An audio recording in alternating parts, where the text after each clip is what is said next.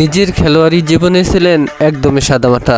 Defender হিসেবে আর্জেন্টিনার jersey গায়ে খেলেছিলেন 2006 বিশ্বকাপ। তবে মাঠে তার অবদান ছিল খুবই নগণ্য।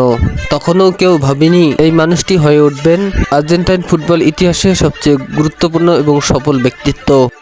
খেলোয়াড়ি জীবন শেষ করে যখন আর্জেন্টাইনের দায়িত্ব নেন, সেই সময়ও ছিল নাটকীয় ভরা। 2018 বিশ্বকাপে আর্জেন্টাইনের ব্যর্থতার পর তৎকালীন কোচ হোরে সাম্পাওলিকে বিদায় করে দেশটির ফুটবল ফেডারেশন।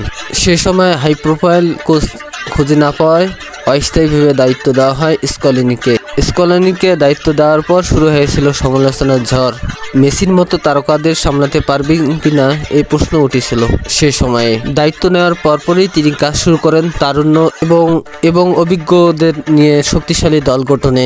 সেই স্কলোনির হাত ধরে 2021 সালে কোপা আমেরিকা জিতে এবং বিশ্ব চ্যাম্পিয়ন হয় আর্জেন্টাইন দল।